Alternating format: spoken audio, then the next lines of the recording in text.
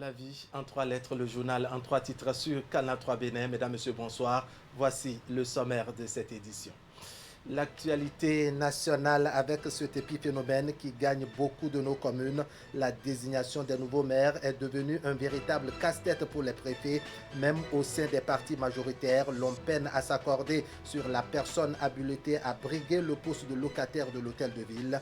À Bomey-Calavi et dans d'autres régions du pays, l'opération a été reportée à une date ultérieure. Nous suivons le compte-rendu de nos reporters dès le début de ce journal.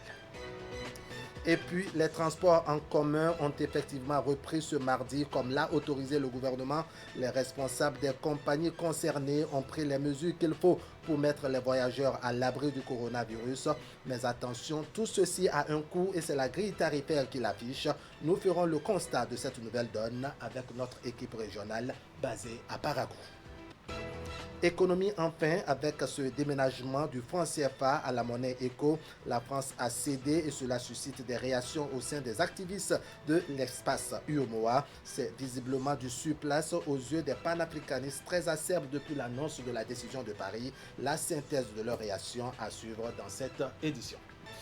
Voilà pour le sommaire. Bienvenue. Bonsoir à tous. C'est un exercice sans grande issue pour les conseillers nouvellement élus d'Abomey-Calavi. Ils ont été officiellement installés ce matin par le préfet de l'Atlantique, mais l'élection du maire et de ses adjoints n'a pas abouti. Le déficit de consensus au sein du parti majoritaire a refait surface. L'Union progressiste, arrivée en tête avec 29 conseillers sur les 49, n'a pas présenté de liste. La séance a tout simplement été reportée par l'autorité préfectorale. On fait maintenant le point avec Narcisse Alossé et Rachid Soubéon. La séance est suspendue. Suspendue pour faute de liste de candidatures à présenter au poste de maire et ses adjoints. L'appel à candidature lancé par le préfet de l'Atlantique n'a pas eu de suite séance tenante alors que les regards étaient tournés vers l'Union progressiste, le parti majoritaire au sein du Conseil. Et celui qui a conduit la liste du logo Baobab ici lui refute toute thèse de dissension au sein de son groupe. Aucune dissension parce que aujourd'hui n'est pas maire de la commune qui veut. C'est désigné par le parti et lorsque le parti ne l'a pas encore fait, nous avons toute la latitude de nous patienter et d'attendre que cette liste soit faite. L'attente, c'est ce qu'il faut pour connaître l'identité du nouvel occupant de l'hôtel de ville d'Abomey-Calavi. La bataille se fera avec l'Union progressiste qui dispose de 29 conseillers élus. En face, le bloc républicain qui en compte 18 et le parti FCBE présent avec 2 conseillers élus. Toutefois, les 49 nouveaux conseillers communaux tous présents ont été installés par l'autorité préfectorale qui leur a rappelé la posture à adopter désormais. Vous devez transcender vos différences politiques. À partir de ce jour, votre seul parti politique doit être le parti du développement de la commune d'Abomey-Calavi. Et l'exemple d'une synergie d'action a été donné en marge de cette cérémonie avec les 3 derniers maires de la commune qui se tenaient côte à côte. Abomey-Calavi a la chance d'avoir dans son conseil tous les anciens maires de la commune. Et le suspense, y aura-t-il un nouveau qui va s'ajouter au conseil pour faire 4 maires ayant tenu le siège à Bomey-Calavi, donc le suspense est toujours ouvert et vous savez que je suis toujours candidat à ma propre succession. Candidat pour un nouveau mandat et cette fois-ci pour relever bien d'autres défis. 17 ans après, il va falloir que l'on s'attaque à l'essentiel aujourd'hui. Voyez-vous, depuis un moment, on ne parle que des fonds FADEC, des réalisations des fonds FADEC. Mais les fonds propres de la mairie, il faudrait qu'on en arrive au fait que à un moment donné, on dise ceci, cette infrastructure-là, c'est fonds propres mairie à Bomey-Calavi. Les pistes à explorer par le futur maire d'Abomey-Calavi qui sera connu dans les tout prochains jours. Mais en attendant, le maire sortant a été autorisé à gérer les affaires courantes de la commune. Sachez qu'il y a eu également blocage à Tanguieta et à Kouandé dans le département de l'Atakora dans le nord Bénin. Donc, même chose à Lokossa dans le département du Mono où on apprend que le parti majoritaire, Union progressiste, n'a pas présenté de candidature officielle. Les préfets de ces régions ont dû suspendre la séance reportée à des dates ultérieures. Et parlant justement du cas de Lokossa, je vous propose de suivre ici les explications du préfet du Mono interrogé par Geoffroy Messan. La loi nous oblige à installer les conseillers communaux dans un délai de 15 jours suivant la proclamation des résultats. Nous avons projeté cette installation pour ce jour-ci et c'est ce que nous venons de faire. Maintenant, il s'est agi de procéder à l'élection du maire. Mais la loi dit que le candidat aux fonctions de maire ou de ses adjoints est présenté par la liste ayant obtenu la majorité. J'ai constaté ce matin, jusqu'à l'heure où je vous parle, nous n'avons pas reçu la déclaration de candidature du parti ayant obtenu la majorité. Là, je me trouve dans l'obligation de suspendre, je n'ai pas dit reporter, de suspendre le processus d'élection du maire et de ses adjoints et des chefs d'arrondissement. Dès que j'aurai cette déclaration, je ferai encore appel au conseiller pour l'élection du maire, de ses adjoints et des chefs d'arrondissement. Les populations de Lokossa devront donc faire preuve de patience en attendant que les choses entrent dans l'ordre pour procéder très prochainement à la désignation du maire, de ses adjoints ainsi que des chefs d'arrondissement. Mais pendant ce temps, à Zanyanado, on connaît le nouveau maire. Il annonce Justin Kaneko. Son installation et celle de ses adjoints, de même que l'installation des chefs d'arrondissement ont été supervisées par le préfet du Zou. Par contre, à Wenhi, la commune voisine, la cérémonie d'installation du conseil communal n'a pas pu s'achever. Le préfet a constaté le défaut de consensus des conseillers du bloc républicain et a reporté la séance à une date ultérieure. Suivez ici les détails dans ce reportage de Imet Hélène Amosson. Réunis par le préfet du département du Zou, Firmin Aimé Couton, les conseillers communaux de Zanyanando, élus le 17 mai dernier, ont été installés dans leurs fonctions. La séance qui a consacré cette installation a aussi connu l'élection du bureau exécutif de la commune, dirigé dorénavant par Justin Kaneko. L'équipe qui prend les rênes de Zanyanando est consciente de la multitude des défis à relever. Le nouveau maire de la commune de Zanyanando, fraîchement élu, s'appelle Kaneko Justin. Il est assisté de 2 adjoints. Tous les chefs d'arrondissement ont été également élus. Et donc, nous ne pouvons que remercier les conseillers communaux de Zanyanando pour le sacrifice consenti afin que nous ne parvenions à la fin de cette procédure. La priorité, sinon les priorités qui sont les nôtres pour la commune de Zanyanando, c'est d'abord le bien-être de toute la population de chez moi, Zanyanando. Nous allons tout faire pour mettre nos pas dans les pas que pose le président Patrice Talon pour révéler aussi notre commune Zanyanando. Contrairement à Zanyanando, l'installation du conseil communal de Wenhi n'a pu aller à terme. La séance, faute de consensus autour de la candidature au poste de maire, a été suspendue par le préfet. Comme dans le camp des progressistes, les républicains sortis majoritaires dans plusieurs communes du Zou peinent à trouver le consensus pour l'élection des membres de l'exécutif des mairies. Une situation qui trouvera très vite, selon certains leaders politiques, une solution. Lorsque dans le même groupe, vous avez 5 candidats pour un poste, c'est difficile à gérer. Et surtout lorsqu'ils sont tous méritants, c'est très difficile. En tant que responsable, nous ne pouvons que faire de la sensibilisation pour les encourager à trouver un terrain d'entente. On espère qu'à la dernière minute, les élus du bloc républicain retrouveront leur sérénité pour que tout se passe dans l'amitié et dans l'harmonie. La candidature au poste de maire, je vais dire, ça n'a pas prospéré parce que soumis au vote, cette candidature soumise au vote n'a pas pu avoir la majorité absolue telle qu'indiquée par l'article 199 et 200 de la loi portant code électoral en République du Bénin. D'une commune à l'autre, les défis à relever sont innombrables. Ils viennent s'ajouter aux besoins pressants des populations en matière d'éducation, de santé et autres. Les conseils communaux en attente et ceux déjà installés doivent donc se mettre résolument au travail pour impulser davantage le développement dans les localités. Voilà, toute autre chose maintenant. Les bars fermés depuis plus d'un mois pour cause de coronavirus reprennent leurs activités ce mardi 2 juin 2020. En prélude donc à la réouverture, une équipe de notre rédaction a sillonné quelques bars pour constater les préparatifs de la reprise des activités. Dans l'ensemble, toutes les dispositions sont prises pour que les activités reprennent dans le respect des mesures de sécurité sanitaire prescrites par le gouvernement. Voici le reportage de Ulrich Gaba et de Hider Runkwavi.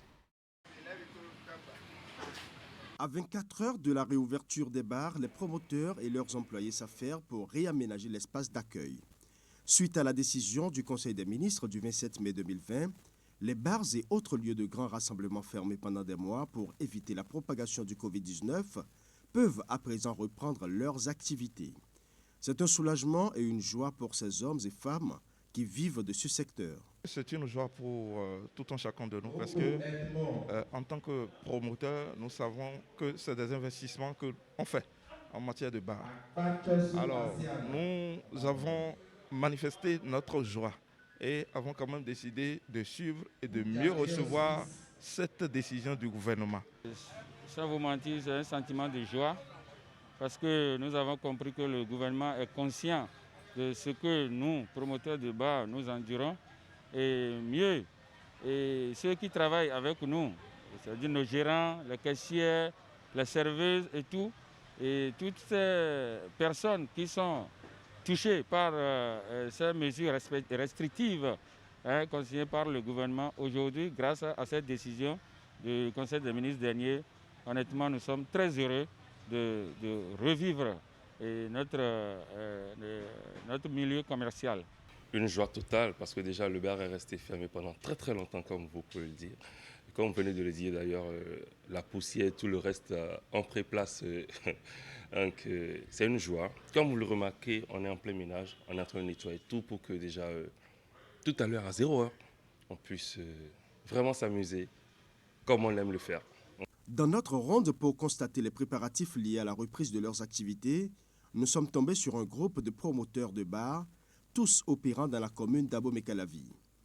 Ici, ils définissent ensemble les dispositions à prendre pour une bonne réouverture des bars dans le respect des normes sanitaires. On a décidé de se voir entre nous pour s'approprier les différentes mesures que le gouvernement a décidé ou a prises afin que, à l'ouverture, que ça ne soit pas de notre fait que le nombre de cas de Covid s'augmente. Nous allons avoir des gels et des solutions de javel dilué à 0,5% que nous allons mettre à la disposition devant les bars, à l'intérieur des toilettes, et pour que à chaque fois que les clients vont faire leurs besoins en sortant, ils vont utiliser ces gels. Ce soir, nous avons commis une structure sanitaire pour venir désinfecter tout le bar avant que demain, l'ouverture soit une ouverture saine. La distance de 1 ou 2 mètres entre les divans, tout client qui entre est obligé de porter son cache-nez. Et dès qu'il se lève, il y a un agent qui est là pour désinfecter les lieux automatiquement. Donc c'est obligatoire pour tout le monde, obligatoire. Au-delà des promoteurs, ce sont les serveuses qui sont contentes de retrouver leur job. L'attente aura été longue pour elles, l'heure est donc à la jubilation. Nous sommes vraiment pressés de commencer le travail et on est ennuyés à la maison. On est vraiment pressés de commencer par travailler. Vraiment, nous sommes tellement en joie que... Parce que ça fait des jours qu'on est resté à la maison. Mais on a appris que demain, tous les bancs vont ouvrir. Donc on est tellement en joie. On est même pressés que ça commence même dès aujourd'hui même. La joie de ces serveuses n'est en rien comparable à celle des promoteurs qui vont enfin combler les pertes de plusieurs mois d'inactivité. Ils sont bien heureux de pouvoir à nouveau retrouver leurs clients et bien évidemment de faire de bons chiffres d'affaires pour assurer les nombreuses charges qui attendaient depuis des mois. Comme annoncé en Conseil des ministres, les compagnies de transport en commun ont renoué avec leurs activités ce mardi. À Parakou, la reprise est effective et est saluée par les différents acteurs. Au niveau de chaque bus de transport en commun, les responsables font respecter les mesures sanitaires toujours en vigueur pour éviter la propagation du coronavirus. À noter que la grille tarifaire de voyage a connu un changement considérable. Plus de précisions à travers ce reportage de René Soglo et de Gobina Toumodagou. Après plus de 2 mois de suspension du fait du Covid-19, le transport en commun a repris du service dans la ville de Parakou ce mardi 2 juin. Lors du dernier Conseil des ministres, le gouvernement a décidé d'assouplir les mesures restrictives prises pour éviter la propagation de la pandémie. Cette reprise des activités est un véritable soulagement pour les acteurs, selon 2 agents de compagnie de transport en commun rencontrés sur place. Aujourd'hui, on a repris, on est très content, C'est vrai que c'est encore timidement, mais vraiment c'est très important, très content parce que pour une vie, rien ne suffit de rester à la maison en tant qu'homme sans rien faire. Ça n'a pas été facile, hein. Pendant 2 mois, on n'a rien eu à la maison, on est à la maison comme ça. Bon, comme moi que le gouvernement a décidé de partir, de nous donner l'opportunité de commencer. On va voir ce que ça va donner. Au niveau du parc ANCB, le plus grand de la ville de Parakou, les responsables des compagnies de transport en commun accordent du prix aux mesures sanitaires. Seul bémol, dans le rang des chargeurs, la discipline n'est pas encore au rendez-vous. La recherche de passagers au profit des compagnies fait oublier le contexte de crise sanitaire. Il y a un travail préalable qui devait être fait et c'est ce qui n'est pas fait. C'est pour cela que vous voyez ceci. Mais juste après le départ des bus de 7 heures, on aura une réunion et réunir tout le monde, les expliquer comment ça doit se passer, comment nous devons nous comporter avec les clients, tout ceci. Vous allez voir à côté de toutes les compagnies présentes ce matin, il y a eu le système de lavage des mains qu'on a mis en place.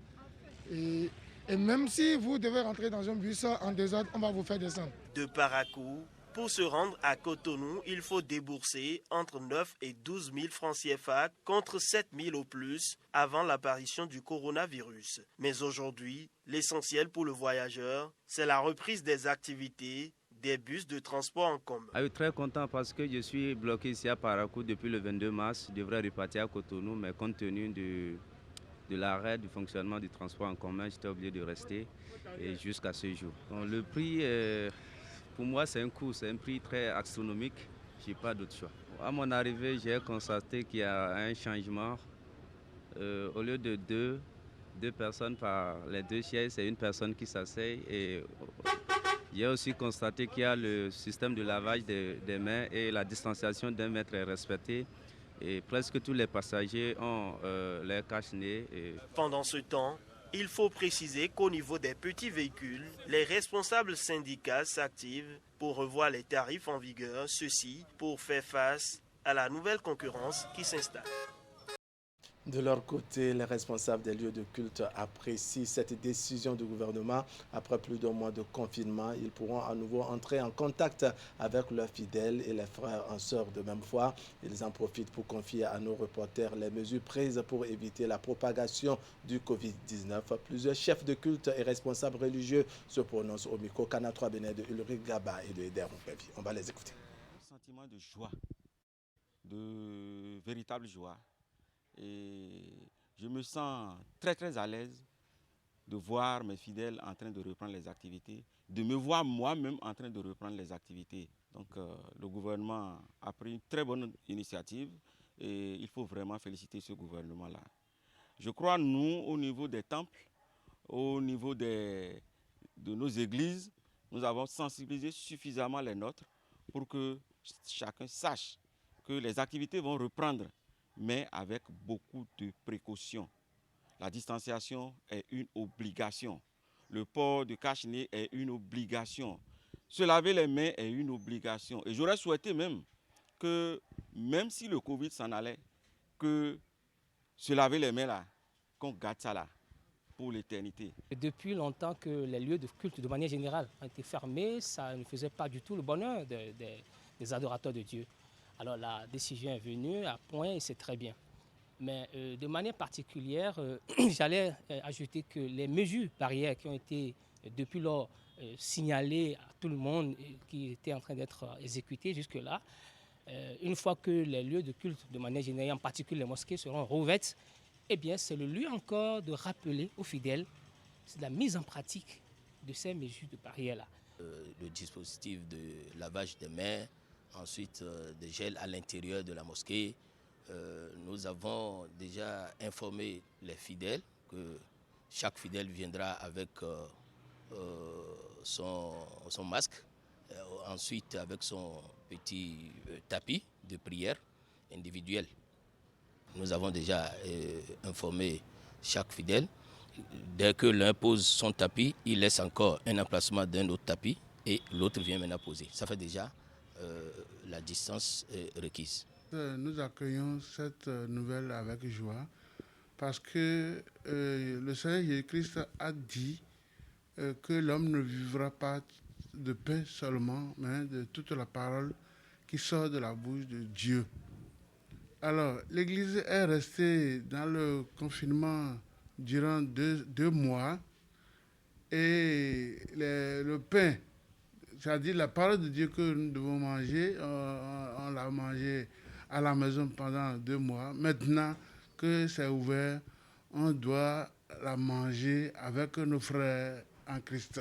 Nous sommes très contents, nous, peuple de Dieu, nous sommes très contents parce que les églises vont reprendre les activités, d'accord, dans le rôle de servir le Seigneur dans la vérité, de prêcher le vrai évangile, l'évangile du salut. Parce que ce qui s'est passé là, c'est comme un test, c'est comme un dernier avertissement que Dieu nous a adressé. Donc, quand nous allons reprendre les activités maintenant, nous devons prendre conscience, nous leaders, nous pasteurs, nous évangélistes, nous apôtres, prophètes, etc., nous devons prendre conscience et n'enseigner que la vérité, de faire des hommes, des femmes qui séjournent dans les églises, dans nos églises, de faire de ces gens-là des disciples de Jésus, des témoins de Jésus-Christ et non des fidèles pour remplir une congrégation. Le Seigneur est mon berger, je ne manquerai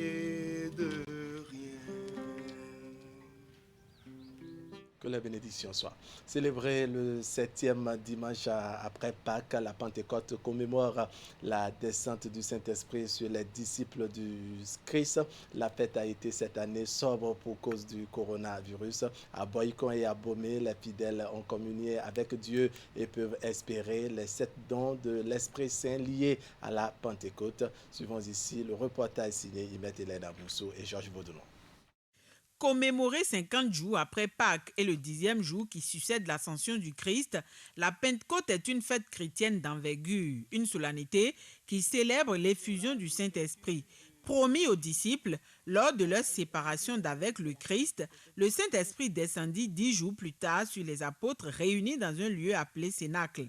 Ce jour mémorable marque le début de l'évangélisation et la naissance de l'Église universelle. C'est une fête qui, comme nous le connaissons à notre temps, eh bien, rappelle le jour où l'Esprit Saint a été donné aux disciples. Il est descendu sur eux sous forme de langue de feu, comme on a dit, et tout de suite, ils ont eu la force de sortir pour proclamer partout « Christ est ressuscité, il faut se convertir, nous sommes témoins de cette résurrection ». D'habitude célébrée avec faste, la Pentecôte cette année a été commémorée dans la sobriété pour cause du Covid-19. Les différentes paroisses parcourues ce dimanche sont restées vides, à l'exception de la chapelle du collège Jeanne d'Arc d'Abomey. Sur place, nous avons surpris les pensionnaires en union de prière. La première église dans laquelle le Seigneur veut pénétrer, c'est nos cœurs. Et donc, même si les églises visibles sont fermées et que nos cœurs sont ouverts, Dieu continuera d'agir et l'Esprit de Dieu continuera à agir. Depuis un certain moment, on n'a plus été à la messe. On suit les messes et à la radio.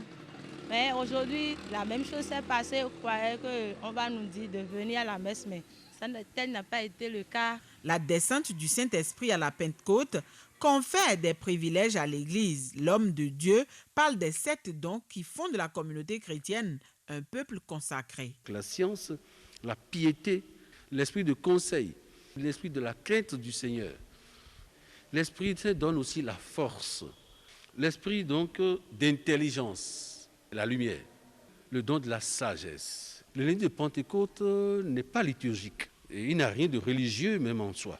Je crois que c'était au temps de Mitterrand en France, où il voulait donc prendre des mesures sociales qui permettent donc aux citoyens, quand ils sont allés par exemple en campagne pour fêter Pentecôte ou autre, de pouvoir avoir ce jour-là pour faire le pont entre leurs vacances et la reprise des activités. Par contre, depuis 2 ans, le pape François a induit que le lundi de Pentecôte soit considéré comme le jour où nous honorons la Vierge Marie comme mère de l'Église.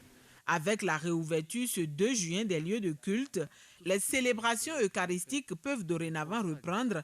Les fidèles des diverses obédiences religieuses pourront à nouveau communier avec Dieu dans le respect des mesures et gestes barrières. Les fêtes chrétiennes à venir, on l'espère, vont connaître des réjouissances plus importantes. Voilà, on parle économie à présent avec ce changement de dénomination. On passe très bientôt du franc CFA à la monnaie ECO. La France a donc cédé et cela suscite des réactions au sein des activistes de l'espace CEDEAO, de l'espace UEMOA. C'est visiblement du surplace aux yeux des panafricanistes très acerbes depuis l'annonce de la décision de Paris. La synthèse de leur réaction maintenant à suivre dans ce reportage signé Ali Moumouni. C'est peut-être un pas de plus dans le processus de la création de la nouvelle monnaie ECO en remplacement du franc CFA pour les pays de l'espace UEMOA, mais il n'en est rien pour le mouvement panafricaniste. La dernière décision de la France n'a fait que raviver le débat sur la toile. Au lendemain de l'annonce faite par la porte-parole du gouvernement Macron, plusieurs publications sur Facebook dénoncent une manigance. Kemi Seba, figure principale du mouvement Urgence panafricaniste, ou l'artiste Kamal Raji ne sont pas restés en marge. L'écho tel qu'il est aujourd'hui ne nous arrange pas. Nous savons que c'est quelque chose qui a été donné pour calmer la rage de la jeunesse africaine. Mais que ce soit Kemi Seba, que ce soit des jeunes d'urgence panafricanistes, quel que soit le temps, nous sommes arrivés à un croisé des chemins où aujourd'hui nous sommes dans une démarche de pouvoir nous dire l'autodétermination pour nous, nous devons le faire, nous devons l'arracher. Nous devons être capables de devenir des êtres humains dans nos terres pour arrêter d'aller mourir dans la mer en essayant de rejoindre un forêt. Bien qu'ils font croire que le franc CFA a disparu, ils maintiennent cette parité fixe, ils maintiennent cet arrimage à l'euro et ils maintiennent cette garantie française. Pourquoi le font-ils? Sur les réseaux sociaux, les commentaires vont très vite et dans tous les sens. Qui pour saluer la décision du Conseil des ministres français, qui pour aller contre. Mais toujours est-il que l'idée de base n'est plus suivie, selon Kamal. Il n'y a qu'à voir le langage de comportement, le langage de retenue qu'ont les anglophones par rapport à la monnaie ECO. La monnaie ECO, il faut le rappeler, qui n'est pas une volonté de la France, ni une volonté Alassane Ouattara, de la Côte d'Ivoire, ni une volonté des pays francophones. C'est une volonté d'une communauté qui est partie depuis le Nigeria jusqu'au Ghana. Mais aujourd'hui, on veut créer ECO pour véritablement forcer les autres à être dedans. Non, les anglophones n'ont pas besoin de cela. Ils sont déjà dans une démarche de souveraineté, déjà à l'époque des indépendances, depuis les années 60.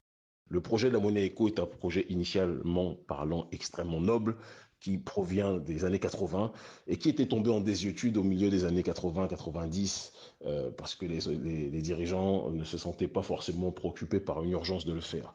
Et nous faisons profondément confiance au président Nana Akufo-Addo et aux dirigeants du Nigeria pour s'opposer à cette démarche-là. Mais nous faisons confiance, la confiance n'exclut pas le contrôle et donc nous allons être très attentifs à l'évolution politique, économique des choses, d'accord? Nous allons voir de quelle manière la CEDEAO va réagir durablement vis-à-vis de cette monnaie ECO. Les garanties qu'accorde la France aux pays de l'espace UEMOA sont justement ce que refutent la plupart des activistes. Et depuis plusieurs années, ils restent optimistes quant à la prise de conscience de la jeunesse qu'ils prônent et la concrétisation de l'indépendance économique africaine. Pour nous, nous sommes dans une démarche de satisfaction. Nous sommes sortis, rappelez-vous, il y a 3 ans, massivement dans les rues. On a été dans une démarche d'éducation pour justement ramener la question de la monnaie sur la table. Nous avons été combattus, nous n'avons pas été écoutés. Des années plus tard, aujourd'hui, il y a eu des avancées. Pour nous, justement, Internet devient une force, mais la mobilisation physique aussi dans la rue est une force. Donc, ce qui veut dire qu'aujourd'hui, le débat n'est plus, que ce soit à Urgence panafricaniste ou n'est plus à Kémy Séba ou les membres ou Kamal Radji. Le débat aujourd'hui, il appartient aux jeunes Africains. C'est eux qui le mènent. Donc, nous, quand nous rappelons des faits, que ce soit fixe, nous donnons nos avis qui sont aussi leurs avis. Vous voyez comment cela se suit. Les gens y suivent, les jeunes y suivent. Les amis de la toile ont donc désormais des sentiments diversement partagés sur ce sujet du franc CFA qui, durant des lustres, a mis en berne les économies africaines. ECO ou franc CFA, aujourd'hui, la démarche n'est plus forcément de changer de nom, mais plutôt la monnaie. Tout autre chose à présent, 6721 plants de palmiers sélectionnés ont été mis en terre hier lundi à l'occasion de la Journée nationale de l'arbre, édition 2020. L'initiative est de la coopérative d'aménagement rural CAR d'Agomé dans la commune de Lokossa, département du Mono. Ces plants ont été mis en terre sur une superficie de 47 hectares. Reportage Geoffroy Vincent et Florent Dou. La relance de la filière palmier à huile au Bénin est désormais sur de bons rails et la coopérative d'aménagement rural CAR d'Agamé, à travers sa nouvelle équipe dirigeante, ne veut être du reste. Ce lundi 1er juin, Journée nationale de l'arbre, elle a choisi de mettre en exécution l'une des activités qui figurent sur son plan annuel de travail. Il s'agit de la replantation de plants de palmiers sélectionnés. Nous sommes tous là avec tous les acteurs, la police, la préfecture, le tribunal, les associations de développement pour rehausser cette cérémonie. Parce que dans l'histoire, on n'en a plus jamais connu. C'est sur ce domaine de 47 hectares que la CAR d'Agamé met en œuvre sa politique de replantation de plants de palmiers sélectionnés. Au total, 6721 plants sont en train d'être mis en terre, et ceci avec le respect strict des normes en vigueur. On a fait le piquetage, après ça, on a fait la trouaison. C'est après la trouaison maintenant que nous sommes en train de mettre en terre des plants. Nous avons constitué une équipe qui a fait un piquetage. L'écart respecté, c'est de 9 mètres entre les plants et entre lignes 7 mètres 80. Donc le piquetage a été fait en triangle équilatéral. C'est ce qui ça permet de faire le nettoyage, la surveillance aussi. Pour l'entretien, nous avons par exemple au niveau de notre cas là, nous avons des gens qu'on appelle le service général. Il y a des patrouilleurs qui font la surveillance et puis il y a aussi des gardiens pour la replantation. La nouvelle équipe dirigeante de la CAR d'Agamé, élue en janvier dernier, promet tout mettre en œuvre pour que les plants fleurissent et que la filière palmier à huile retrouve ses lettres de noblesse. On doit remercier le chef de l'État, le président Talon, qui a donné des instructions fermes. Sinon, il y a du désordre dans le secteur. Une richesse s'entretient. C'est ce que nous sommes en train de faire ce matin. L'acte de mettre un pied en terre, c'est un acte historique, c'est un acte courageux que nous léguons aux générations futures. Je dois nous inviter, dès cette cérémonie, de bien vouloir entretenir ces plans. Donc je voudrais inviter chacun pour l'acte civique qu'il aura à poser au quotidien pour la survie de ces plans, afin que d'ici 4 ou 5 ans, ça puisse commencer par donner des fruits pour permettre à notre communauté de disposer des ressources supplémentaires pour son épanouissement et son développement. La police républicaine promet également jouer sa partition dans la sécurisation des jeunes plants ainsi que le maintien de l'ordre dans les plantations.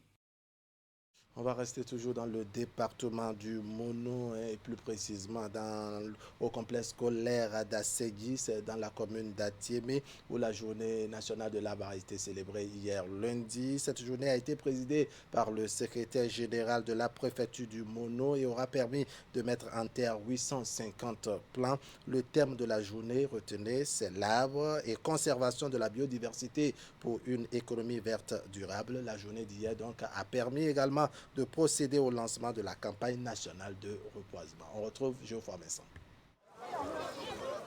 Voici le site qui accueille, pour le compte du département du Mono, les manifestations officielles de la Journée nationale de l'arbre, édition 2020. Il s'agit d'un domaine de 2 hectares situé dans la commune d'Atiémé et qui fait partie du patrimoine du complexe scolaire d'Asségi.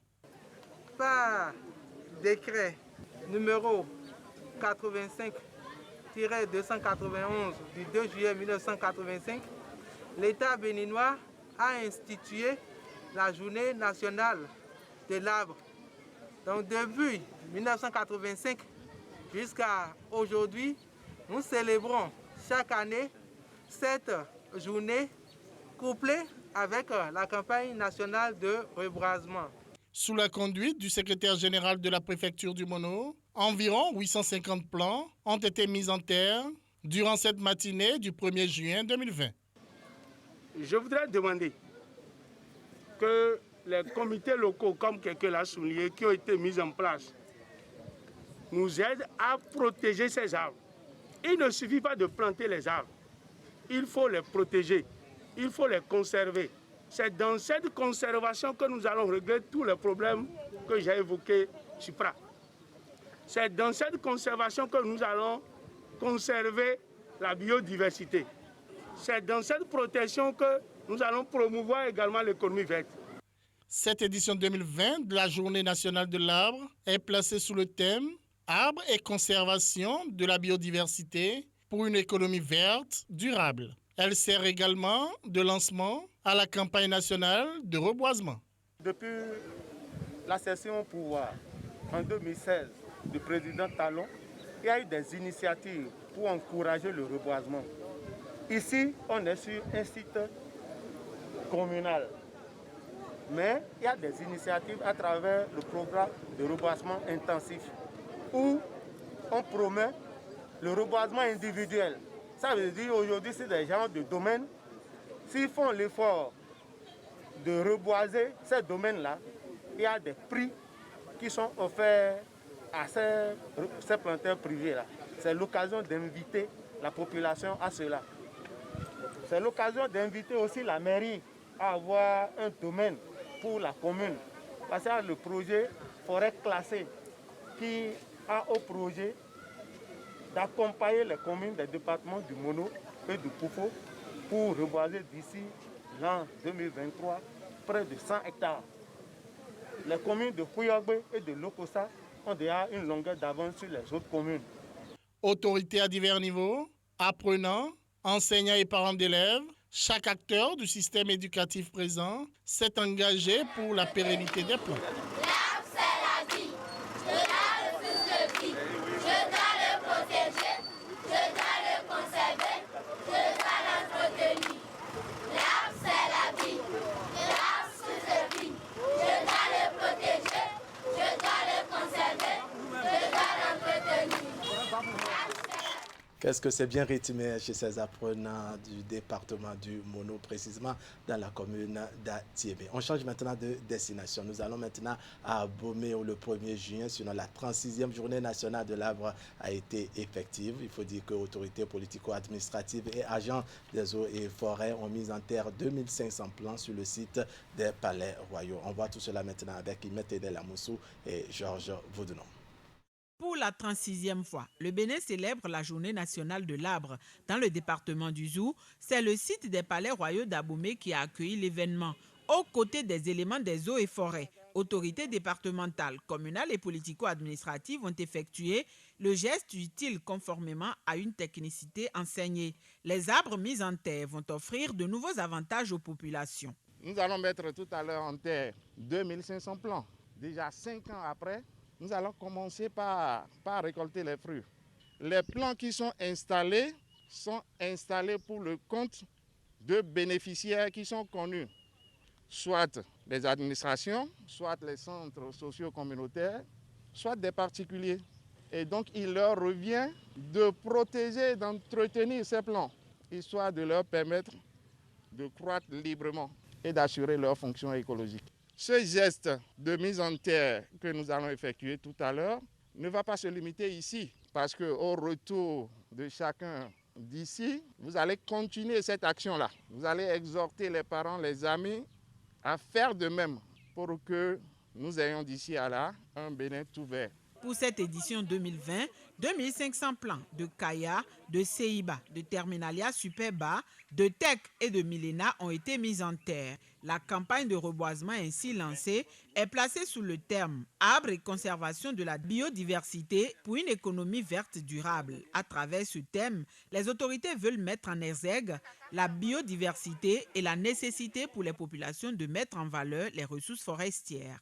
Ce thème qui met l'arbre au centre du développement durable est un appel à l'investissement dans l'arbre, la création d'espaces verts, la production, à mettre en valeur et à conserver les terres forestières, voire tout l'espace boisé, non seulement pour leur aspect esthétique, mais aussi pour des raisons écologiques, économiques et sociales. Planter un arbre est un acte citoyen. Chacun profitant de la campagne de reboisement devrait, où qu'il se trouve sur le territoire national, planter un arbre. Le cumul des gestes va permettre de reverdir le paysage. Mais avant d'en arriver là, les citoyens devront se consacrer à l'entretien et à un suivi adéquat des plans mis en terre.